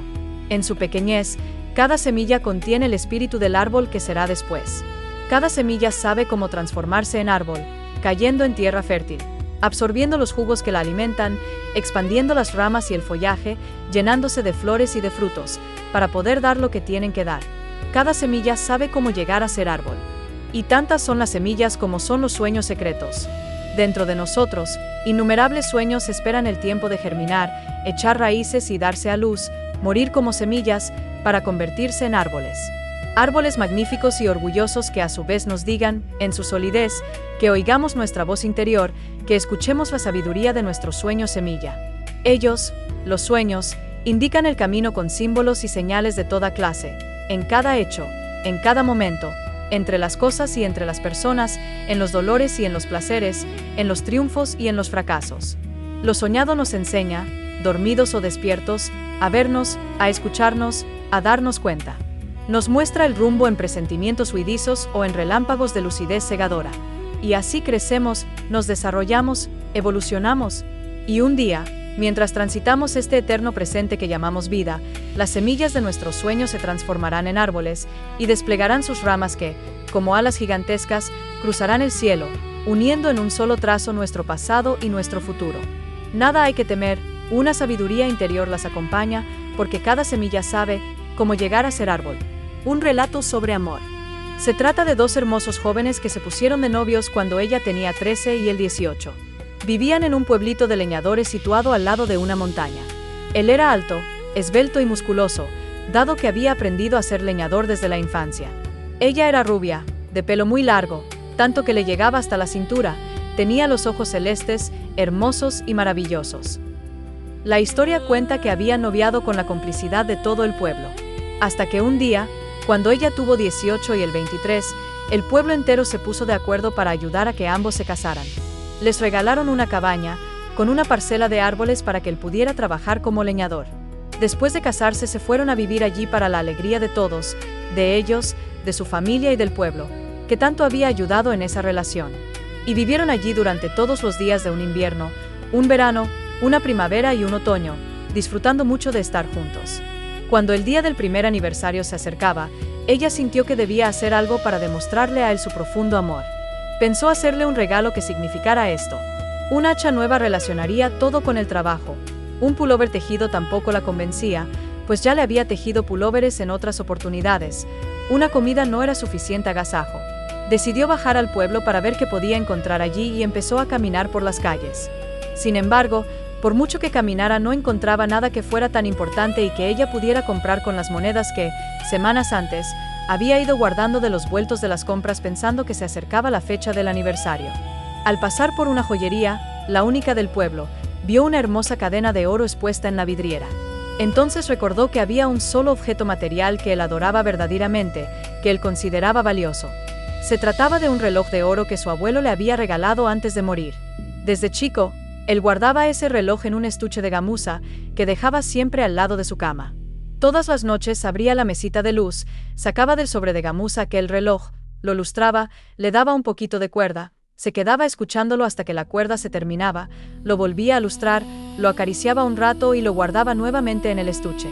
Ella pensó, qué maravilloso regalo sería esta cadena de oro para aquel reloj. Entró a preguntar cuánto valía y, ante la respuesta, una angustia la tomó por sorpresa.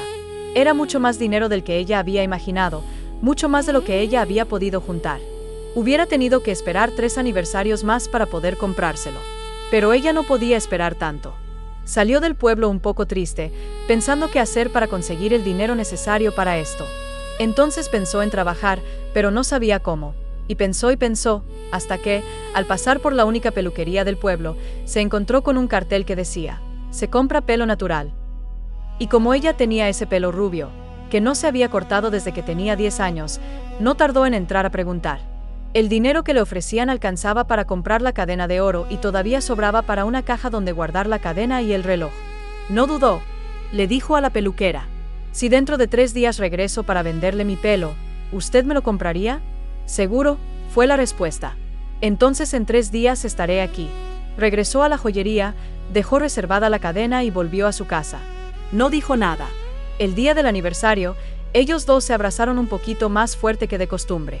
Luego, él se fue a trabajar y ella bajó al pueblo. Se hizo cortar el pelo bien corto y, luego de tomar el dinero, se dirigió a la joyería. Compró allí la cadena de oro y la caja de madera. Cuando llegó a su casa, cocinó y esperó que se hiciera la tarde, momento en que él solía regresar. A diferencia de otras veces, que iluminaba la casa cuando él llegaba, esta vez ella bajó las luces, puso solo 2 velas y se colocó un pañuelo en la cabeza. Porque él también amaba su pelo y ella no quería que él se diera cuenta de que se lo había cortado. Ya habría tiempo después para explicárselo. Él llegó. Se abrazaron muy fuerte y se dijeron lo mucho que se querían. Entonces, ella sacó de debajo de la mesa la caja de madera que contenía la cadena de oro para el reloj.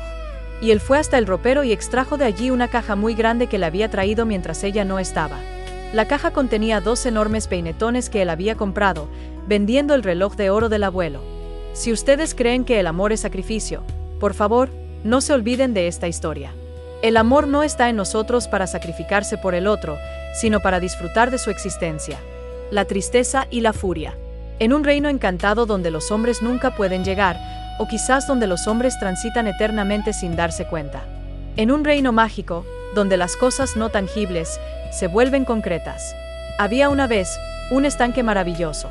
Era una laguna de agua cristalina y pura donde nadaban peces de todos los colores existentes y donde todas las tonalidades del verde se reflejaban permanentemente. Hasta ese estanque mágico y transparente se acercaron a bañarse haciéndose mutua compañía, la tristeza y la furia. Las 2 se quitaron sus vestimentas y desnudas las 2 entraron al estanque. La furia, apurada, como siempre está la furia, urgida sin saber por qué se bañó rápidamente y más rápidamente aún, salió del agua. Pero la furia es ciega, o por lo menos no distingue claramente la realidad, así que, desnuda y apurada, se puso, al salir, la primera ropa que encontró. Y sucedió que esa ropa no era la suya, sino la de la tristeza. Y así vestida de tristeza, la furia se fue.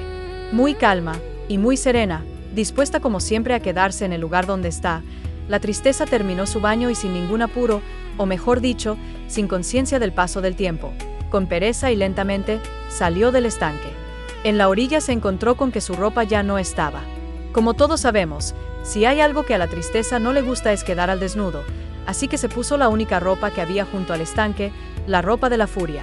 Cuentan que desde entonces, muchas veces uno se encuentra con la furia, ciega, cruel, terrible y enfadada, pero si nos damos el tiempo de mirar bien, encontramos que esta furia que vemos es solo un disfraz, y que detrás del disfraz de la furia, en realidad, está escondida la tristeza. Autodependencia. Me acuerdo siempre de esta escena. Mi primo, mucho más chico que yo, tenía 3 años. Yo tenía 12. Estábamos en el comedor diario de la casa de mi abuela. Mi primito vino corriendo y se llevó la mesa ratona por delante. Cayó sentado de culo en el piso llorando. Se había dado un golpe fuerte y poco después un bultito del tamaño de un hueso de durazno le apareció en la frente. Mi tía que estaba en la habitación corrió a abrazarlo y mientras me pedía que trajera hielo le decía a mi primo: pobrecito, mala la mesa que te pegó, chas chas a la mesa, mientras le daba palmadas al mueble invitando a mi pobre primo a que la imitara. Y yo pensaba, ¿cuál es la enseñanza? La responsabilidad no es tuya que sos un torpe, que tenés 3 años y que no mirás por donde caminás, la culpa es de la mesa. La mesa es mala. Yo intentaba entender más o menos sorprendido el mensaje oculto de la mala intencionalidad de los objetos. Y mi tía insistía para que mi primo le pegara a la mesa. Me parece gracioso como símbolo, pero como aprendizaje me parece siniestro. Vos nunca sos responsable de lo que hiciste, la culpa siempre la tiene el otro. La culpa es de la afuera, vos no, es el otro el que tiene que dejar de estar en tu camino para que vos no te golpees. Tuve que recorrer un largo trecho para apartarme de los mensajes de las tías del mundo. Es mi responsabilidad apartarme de lo que me daña. Es mi responsabilidad defenderme de los que me hacen daño. Es mi responsabilidad hacerme cargo de lo que me pasa y saber mi cuota de participación en los hechos. Tengo que darme cuenta de la influencia que tiene cada cosa que hago. Para que las cosas que me pasen, yo tengo que hacer lo que hago. Y no digo que puedo manejar todo lo que me pasa, sino que soy responsable de lo que me pasa porque en algo, aunque sea pequeño, he colaborado para que suceda. Yo no puedo controlar la actitud de todos a mi alrededor, pero puedo controlar la mía. Puedo actuar libremente con lo que hago. Tendré que decidir qué hago. Con mis limitaciones, con mis miserias, con mis ignorancias, con todo lo que sé y aprendí, con todo eso, tendré que decidir cuál es la mejor manera de actuar. Y tendré que actuar de esa mejor manera. Tendré que conocerme más para saber cuáles son mis recursos. Tendré que quererme tanto como para privilegiarme y saber que esta es mi decisión. Y tendré, entonces, algo que viene con la autonomía y que es la otra cara de la libertad, el coraje. Tendré el coraje de actuar como mi conciencia me dicta y de pagar el precio. Tendré que ser libre aunque a vos no te guste. Y si no vas a quererme así como soy, y si te vas a ir de mi lado, así como soy, y si en la noche más larga y más fría del invierno me vas a dejar solo y te vas a ir, cierra la puerta. ¿Viste? Porque entra viento. Cierra la puerta. Si esa es tu decisión, cierra la puerta. No voy a pedirte que te quedes un minuto más de lo que vos quieras. Te digo, cierra la puerta porque yo me quedo y hace frío. Y esta va a ser mi decisión. Esto me transforma en una especie de ser inmanejable. Porque los autodependientes son inmanejables. Porque a un autodependiente solamente lo maneja si él quiere. Esto significa un paso muy adelante en tu historia y en tu desarrollo, una manera diferente de vivir el mundo y probablemente signifique empezar a conocer un poco más a quien está a tu lado. Si sos autodependiente, de verdad, es probable que algunas personas de las que están a tu lado se vayan. Quizás algunos no quieran quedarse. Bueno, habrá que pagar ese precio también. Habrá que pagar el precio de soportar las partidas de algunos a mi alrededor y prepararse para festejar la llegada de otros, quizás. Galatitas. A una estación de trenes llega una tarde, una señora muy elegante. En la ventanilla le informan que el tren está retrasado y que tardará aproximadamente 1 hora en llegar a la estación. Un poco fastidiada, la señora va al puesto de diarios y compra una revista, luego pasa al kiosco y compra un paquete de galletitas y una lata de gaseosa. Preparada para la forzosa espera, se sienta en uno de los largos bancos del andén. Mientras hojea la revista, un joven se sienta a su lado y comienza a leer un diario. Imprevistamente la señora ve, por el rabillo del ojo, como el muchacho, sin decir una palabra, estira la mano, agarra el paquete de galletitas, lo abre y después de sacar una comienza a comérsela despreocupadamente. La mujer está indignada. No está dispuesta a ser grosera, pero tampoco a hacer de cuenta que nada ha pasado. Así que, con gesto ampuloso, toma el paquete y saca una galletita que exhibe frente al joven y se la come mirándolo fijamente. Por toda respuesta, el joven sonríe y toma otra galletita. La señora gime un poco, toma una nueva galletita y, con ostensibles señales de fastidio, se la come sosteniendo otra vez la mirada en el muchacho. El diálogo de miradas y sonrisas continúa entre galleta y galleta. La señora cada vez más irritada, el muchacho cada vez más divertido. Finalmente, la señora se da cuenta de que en el paquete queda solo la última galletita. No podrá ser tan caradura, piensa, y se queda como congelada mirando alternativamente al joven y a las galletitas. Con calma, el muchacho alarga la mano, toma la última galletita y, con mucha suavidad, la corta exactamente por la mitad. Con su sonrisa más amorosa le ofrece media a la señora. «Gracias», dice la mujer tomando con rudeza la media galletita. «De nada», contesta el joven sonriendo angelical mientras come su mitad. El tren llega. Furiosa, la señora se levanta con sus cosas y sube al tren. Al arrancar, desde el vagón ve al muchacho todavía sentado en el banco del andén y piensa, insolente. Siente la boca reseca de ira. Abre la cartera para sacar la lata de gaseosa y se sorprende al encontrar, cerrado, su paquete de galletitas. Intacto. Quiero que me oigas, sin juzgarme. Quiero que opines, sin aconsejarme. Quiero que confíes en mí, sin exigirme. Quiero que me ayudes, sin intentar decidir por mí. Quiero que me cuides, sin anularme. Quiero que me mires, sin proyectar tus cosas en mí. Quiero que me abraces, sin asfixiarme. Quiero que me animes, sin empujarme. Quiero que me sostengas, sin hacerte cargo de mí. Quiero que me protejas, sin mentiras. Quiero que te acerques, sin invadirme. Quiero que conozcas las cosas mías que más te disgusten, que las aceptes y no pretendas cambiarlas. Quiero que sepas que hoy podés contar conmigo. Sin condiciones. Amarse con los ojos abiertos. Quizás la expectativa de felicidad instantánea que solemos endilgarle al vínculo de pareja, este deseo de exultancia, se deba a un estiramiento ilusorio del instante de enamoramiento. Cuando uno se enamora en realidad no ve al otro en su totalidad, sino que el otro funciona como una pantalla donde el enamorado proyecta sus aspectos idealizados. Los sentimientos, a diferencia de las pasiones, son más duraderos y están anclados a la percepción de la realidad externa. La construcción del amor empieza cuando puedo ver al que tengo enfrente, cuando descubro al otro. Es allí cuando el amor reemplaza al enamoramiento. Pasado ese momento inicial comienzan a salir a la luz las peores partes mías que también proyecto en él. Amar a alguien es el desafío de deshacer aquellas proyecciones para relacionarse verdaderamente con el otro. Este proceso no es fácil, pero es una de las cosas más hermosas que ocurren o que ayudamos a que ocurran. Hablamos del amor en el sentido de que nos importa el bienestar del otro. Nada más y nada menos. El amor como el bienestar que invade cuerpo y alma y que se afianza cuando puedo ver al otro sin querer cambiarlo.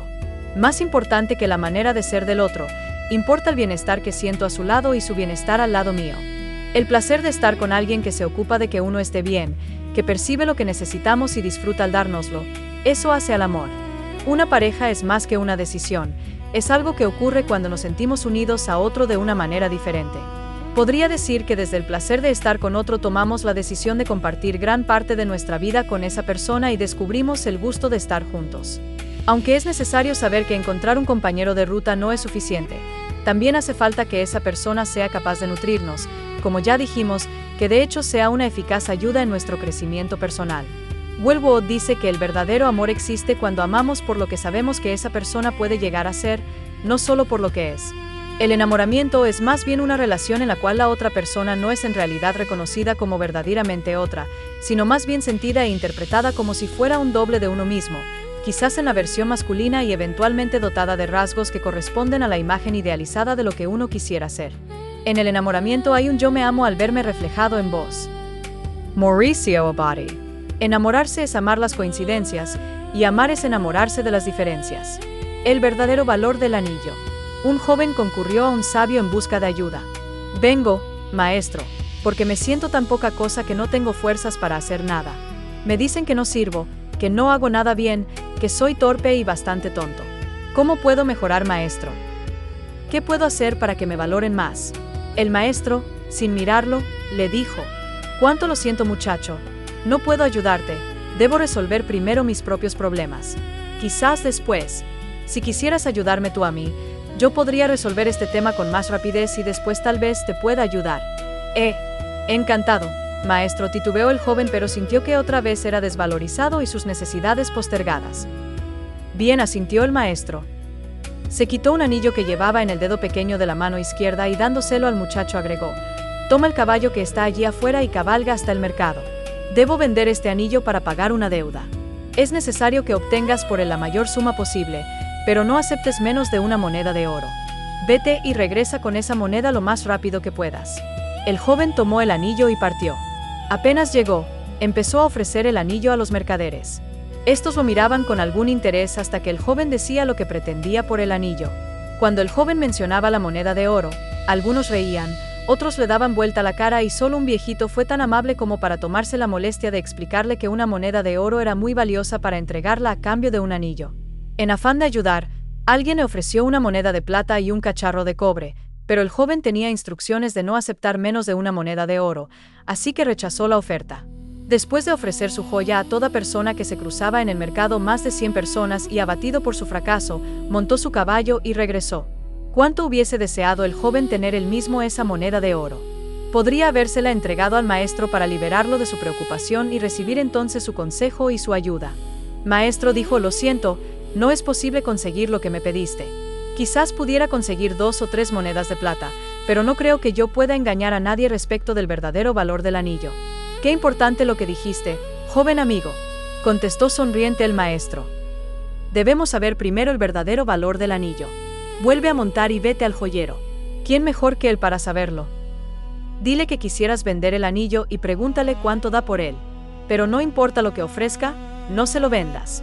Vuelve aquí con mi anillo». El joven volvió a cabalgar. El joyero examinó el anillo a la luz del candil, lo miró con su lupa, lo pesó y luego le dijo: «Dile al maestro, muchacho, que si lo quiere vender ya, no puedo darle más que 58 monedas de oro por su anillo». «¿58 monedas?», exclamó el joven. «Sí», replicó el joyero. «Yo sé que con tiempo podríamos obtener por él cerca de 70 monedas, pero no sé si la venta es urgente». El joven corrió emocionado a casa del maestro a contarle lo sucedido. «Siéntate», dijo el maestro después de escucharlo. «Tú eres como este anillo, una joya única y valiosa, y como tal, solo puede evaluarte verdaderamente un experto. ¿Qué haces por la vida pretendiendo que cualquiera descubra tu verdadero valor?». Y diciendo esto, volvió a ponerse el anillo en el dedo pequeño de su mano izquierda. El portero del prostíbulo. No había en el pueblo un oficio peor conceptuado y peor pago que el de portero del prostíbulo. Pero, ¿qué otra cosa podría hacer aquel hombre? De hecho, nunca había aprendido a leer ni a escribir, no tenía ninguna otra actividad ni oficio. En realidad, era supuesto porque sus padres había sido portero de ese prostíbulo y también antes, el padre de su padre. Durante décadas, el prostíbulo se pasaba de padres a hijos y la portería se pasaba de padres a hijos. Un día, el viejo propietario murió y se hizo cargo del prostíbulo un joven con inquietudes, creativo y emprendedor. El joven decidió modernizar el negocio. Modificó las habitaciones y después citó al personal para darle nuevas instrucciones. Al portero, le dijo, a partir de hoy usted, además de estar en la puerta, me va a preparar una planilla semanal. Allí anotará usted la cantidad de parejas que entran día por día. A una de cada 5, le preguntará cómo fueron atendidas y qué corregirían del lugar. Y una vez por semana, me presentará esa planilla con los comentarios que usted crea convenientes. El hombre tembló, nunca le había faltado disposición al trabajo, pero...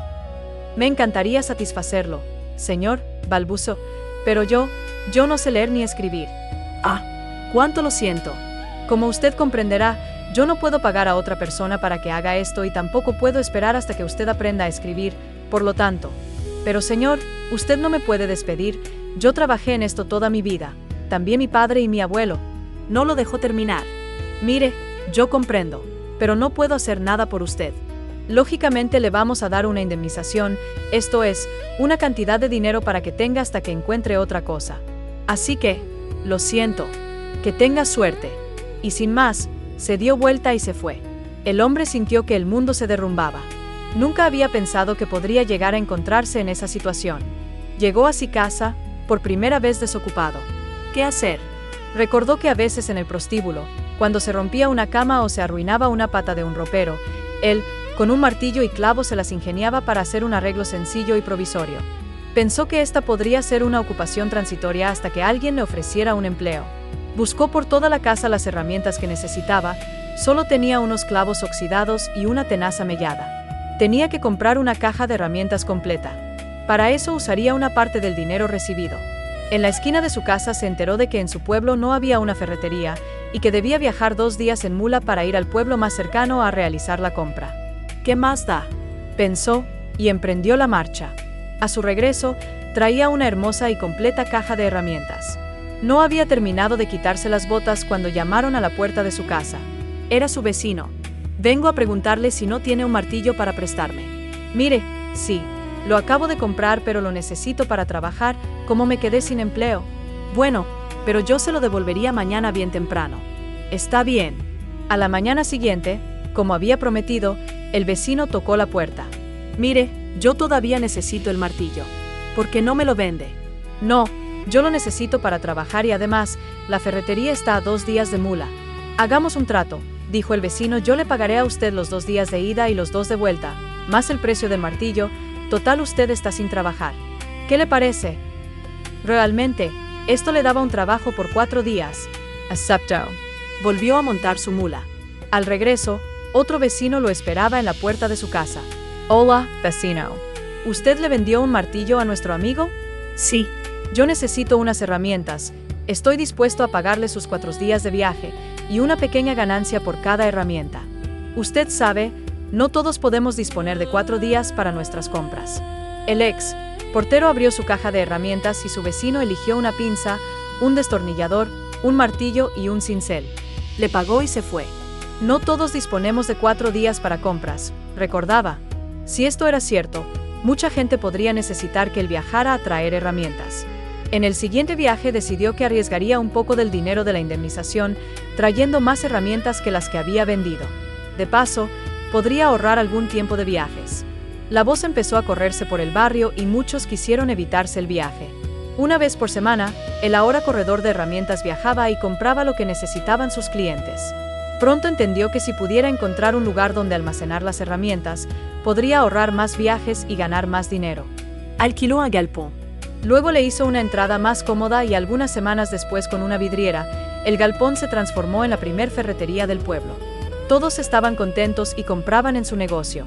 Ya no viajaba, de la ferretería del pueblo vecino le enviaban sus pedidos. Él era un buen cliente. Con el tiempo, todos los compradores de pueblos pequeños más lejanos preferían comprar en su ferretería y ganar 2 días de marcha. Un día se le ocurrió que su amigo, el tornero, podría fabricar para las cabezas de los martillos. Y luego, ¿por qué no? Las tenazas, y las pinzas, y los cinceles. Y luego fueron los clavos y los tornillos. Para no hacer muy largo el cuento, sucedió que en 10 años aquel hombre se transformó con honestidad y trabajo en un millonario fabricante de herramientas. El empresario más poderoso de la región. Tan poderoso era, que un año para la fecha de comienzo de las clases, decidió donar a su pueblo una escuela. Allí se enseñaría, además de lectoescritura, las artes y los oficios más prácticos de la época. El intendente y el alcalde organizaron una gran fiesta de inauguración de la escuela y una importante cena de agasajo para su fundador. A los postres, el alcalde le entregó las llaves de la ciudad y el intendente lo abrazó y le dijo: «Es con gran orgullo y gratitud que le pedimos nos conceda el honor de poner su firma en la primera hoja del libro de actas de la nueva escuela». «El honor sería para mí», dijo el hombre. «Creo que nada me gustaría más que firmar allí, pero yo no sé leer ni escribir. Yo soy analfabeto». «¿Usted?», dijo el intendente, que no alcanzaba a creerlo. «¿Usted no sabe leer ni escribir? ¿Usted construyó un imperio industrial sin saber leer ni escribir? Estoy asombrado. Me pregunto, ¿qué hubiera hecho si hubiera sabido leer y escribir?». «Yo se lo puedo contestar», respondió el hombre con calma. «Si yo hubiera sabido leer y escribir, sería portero del prostíbulo». La mirada del amor. El rey estaba enamorado de Sabrina, una mujer de baja condición a la que el rey había hecho su última esposa. Una tarde, mientras el rey estaba de cacería, llegó un mensajero para avisar que la madre de Sabrina estaba enferma. Pese a que existía la prohibición de usar el carruaje personal del rey, falta que era pagada con la cabeza, Sabrina subió al carruaje y corrió junto a su madre. A su regreso, el rey fue informado de la situación. «¿No es maravillosa?», dijo. «Esto es verdaderamente amor filial».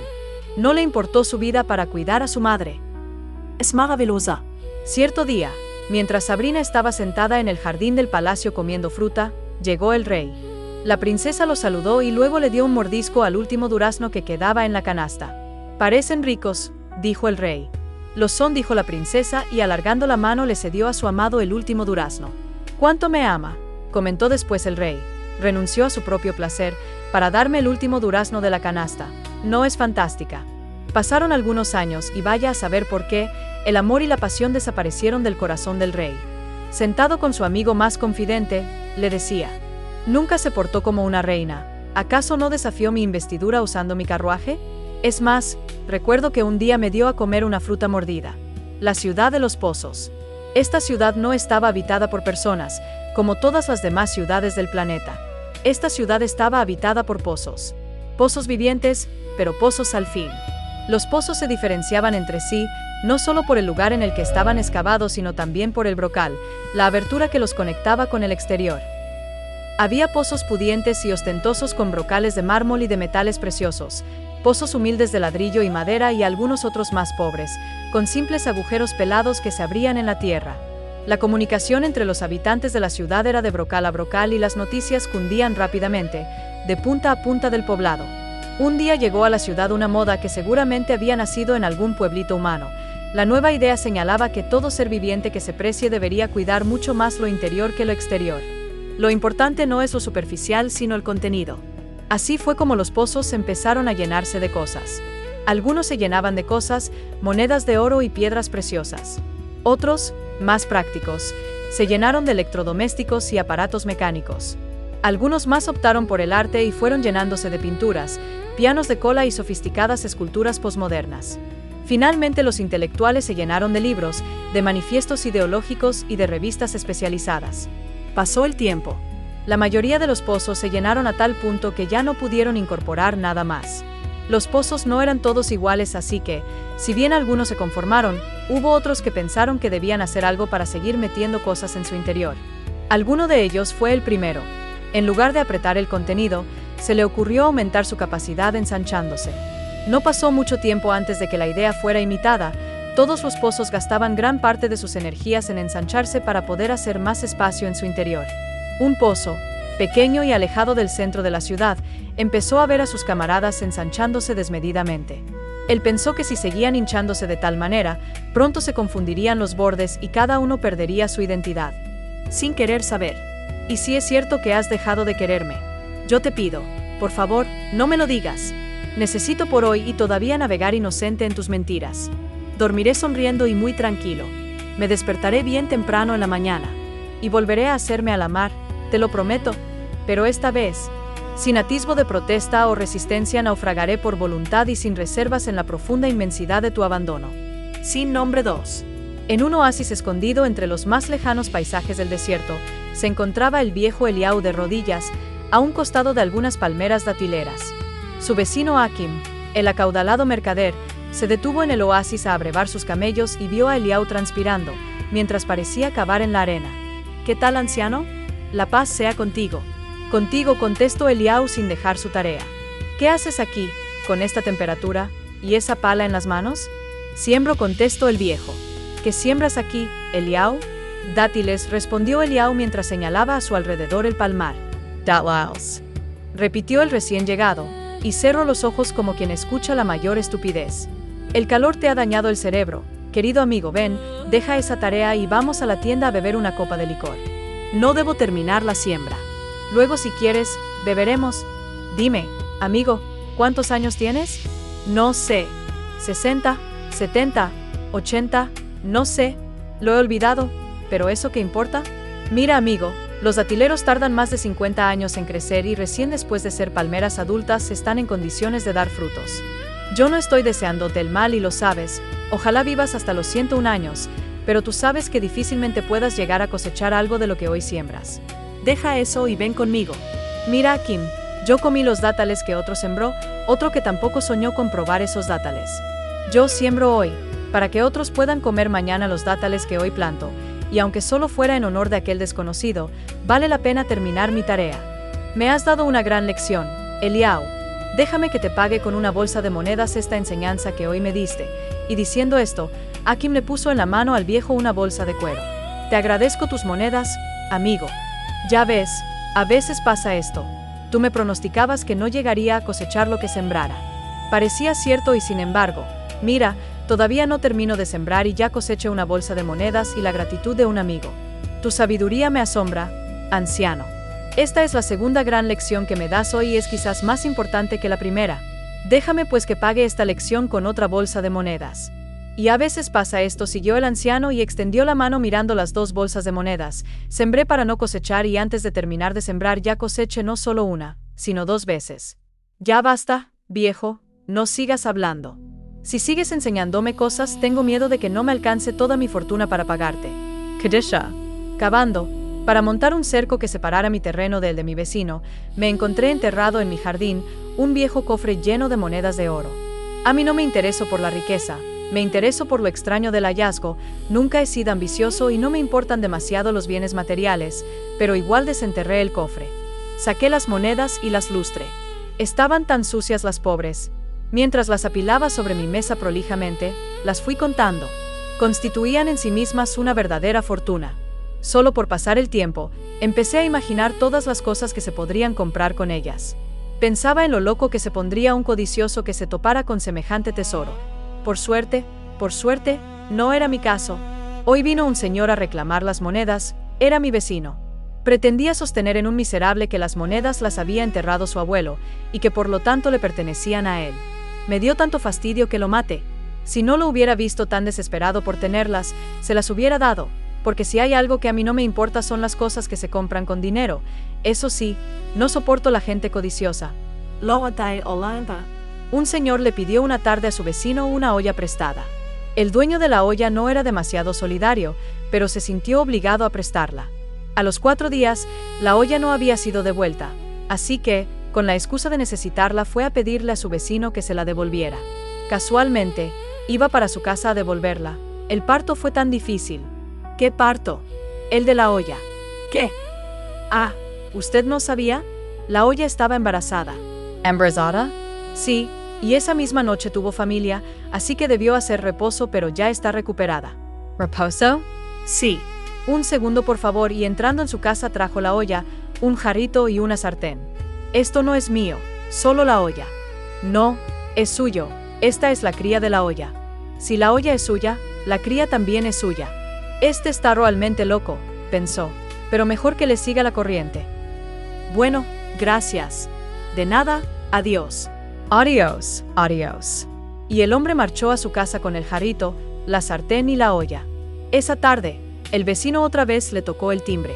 Vecino, ¿no me prestaría el destornillador y la pinza? Ahora se sentía más obligado que antes. Sí, claro. Fue hasta adentro y volvió con la pinza y el destornillador. Pasó casi una semana y cuando ya planeaba ir a recuperar sus cosas, el vecino le tocó la puerta. Ay, vecino, ¿usted sabía? ¿Sabía qué cosa? Que su destornillador y la pinza son pareja. No, dijo el otro con ojos desorbitados, no sabía. Mire, fue un descuido mío. Por un ratito los dejé solos y ya la embarazó. ¿A la pinza? ¿A la pinza? Le traje la cría y abriendo una canastita entregó algunos tornillos, tuercas y clavos que dijo había parido la pinza. Totalmente loco, pensó. Pero los clavos y los tornillos siempre venían bien. Pasaron 2 días. El vecino pedigüeño apareció de nuevo. He notado, le dijo, el otro día, cuando le traje la pinza, que usted tiene sobre su mesa una hermosa ánfora de oro. ¿No sería tan gentil de prestármela por una noche? Al dueño del ánfora le tintinearon los ojitos. Como no, dijo, en generosa actitud, y entró a su casa volviendo con el ánfora perdida. Gracias, vecino. Adiós. Adiós. Pasó esa noche y la siguiente y el dueño del ánfora no se animaba a golpearle al vecino para pedírsela. Sin embargo, a la semana, su ansiedad no aguantó y fue a reclamarle el ánfora a su vecino. ¿El ánfora?, dijo el vecino. ¿No se enteró? ¿De qué? Murió en el parto. ¿Cómo que murió en el parto? Sí, el ánfora estaba embarazada y durante el parto, murió. Dígame, ¿usted se cree que soy estúpido? ¿Cómo va a estar embarazada un ánfora de oro? Mire, vecino, si usted aceptó el embarazo y el parto de la olla, el casamiento y la cría del destornillador y la pinza, ¿por qué no habría de aceptar el embarazo y la muerte del ánfora? Tú puedes elegir lo que quieras, pero no puedes ser independiente para lo que es más fácil y agradable y no serlo en lo que es más costoso. Tu criterio, tu libertad, tu independencia y el aumento de tu responsabilidad vienen juntos con tu proceso de crecimiento. Tú decides ser adulto o permanecer pequeño. Únete a la comunidad y no te pierdas ningún secreto. Si te sentiste tocado, si una idea te hizo un clic en la mente, o si simplemente te diste cuenta de cuánto tienes por aprender y sanar, este es el momento de dar el siguiente paso. Suscríbete ahora a Secretos de Lili en tu plataforma de podcast favorita. Sé parte de esta comunidad que busca crecer, sanar y vivir con conciencia. Tu viaje de autodescubrimiento es nuestra misión. Te esperamos en el próximo episodio.